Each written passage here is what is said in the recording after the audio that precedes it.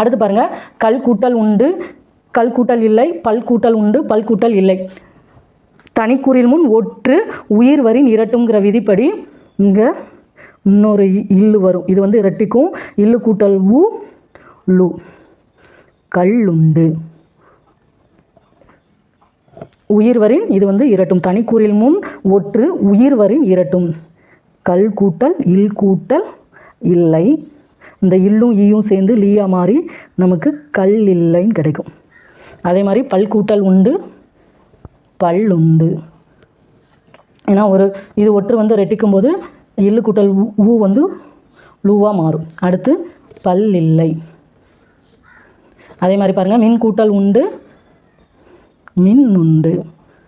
மின் கூட்டல் இல்லை, மின் இல்லை.